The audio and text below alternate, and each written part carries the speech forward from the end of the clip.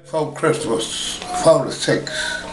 So you met your wife in 1946, just before Christmas. Just before Christmas. And she started to college in 1947, the first of 47. She was going to, what then it was called Little State. Our state name was Little State at that time. And Grandma was going to college in 1947? Yeah. At Little State College, which is now known as Norfolk State. Yeah. I did not know They were that. going to Little State.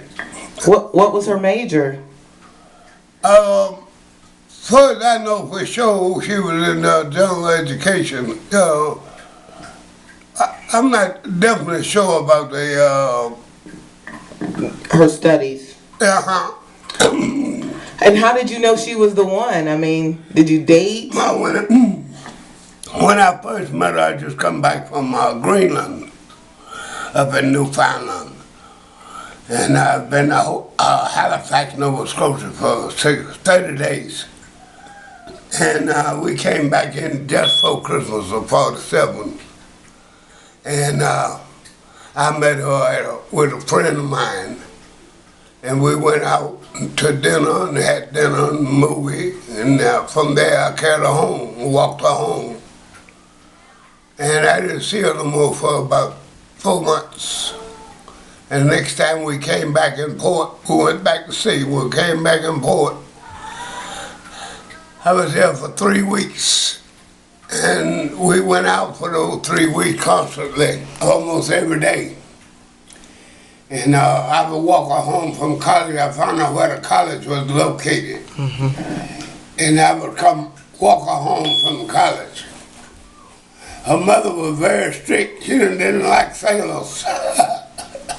So I had to be careful around the house. And when I got in mama's sight, she didn't like sailors. They were tough. But finally I kind of worked my way in there. I got to helping her in the kitchen. Made a couple of cakes and made some pies, and I got on the good side of mama, and then there wasn't nothing you could do with me after that. And what about her dad? Did her dad care? Repeat that. What about her father, John Banton?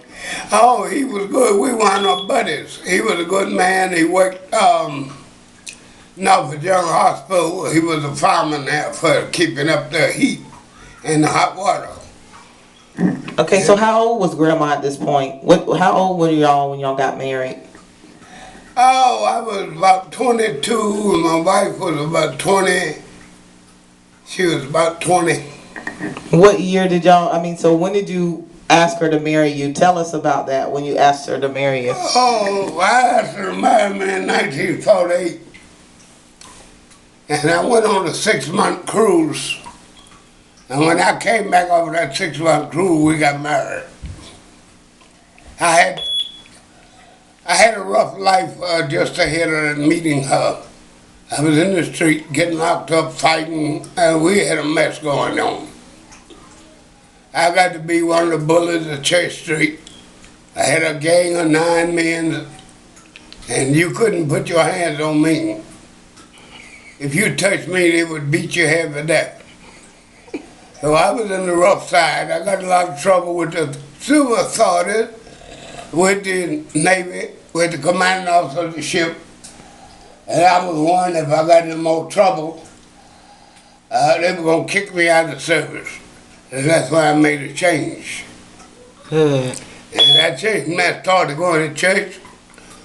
With my wife, I go to church with them every Sunday I was available. I would go to church with them, her and her mother, and her sister. Good. So my life changed at that point, and I got to be a pretty good guy for that. First, I was a hoodlum. That's right, I didn't believe in nothing but fighting. Get drunk and fight. So did you always want a big family? How did it come for you to have so many children? Well, that's an accident, I'd say. Because once in the beginning, we had one child for 8 years.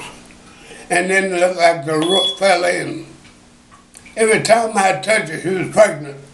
So we didn't plan to have a big family. We thought we were going to have one for a long time. And then after that, they continued to come one behind the other as often as I was in port. It was silly.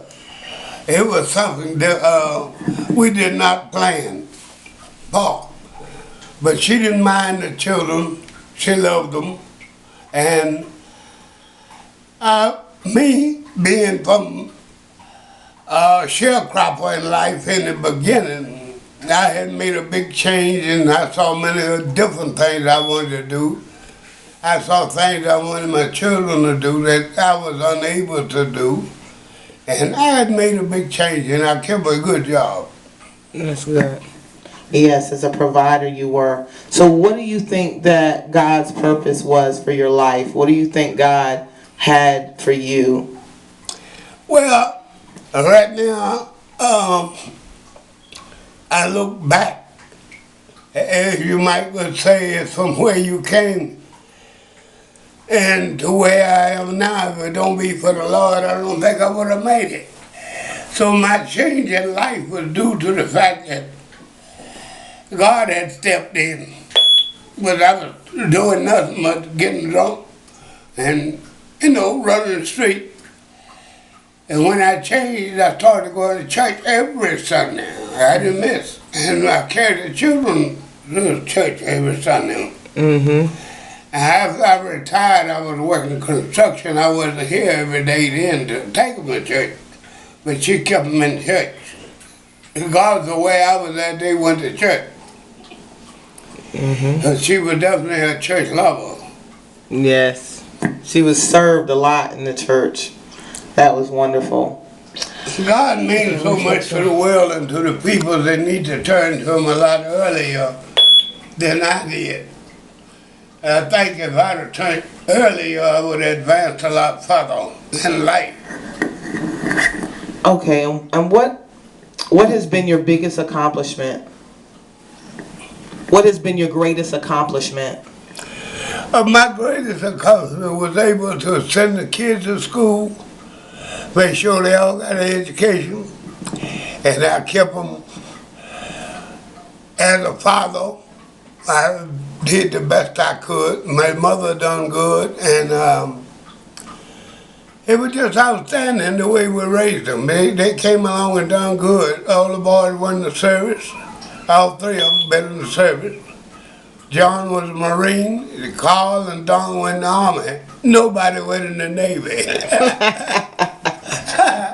They didn't like the ships and the water, so they didn't go in the Navy. They went in the Army.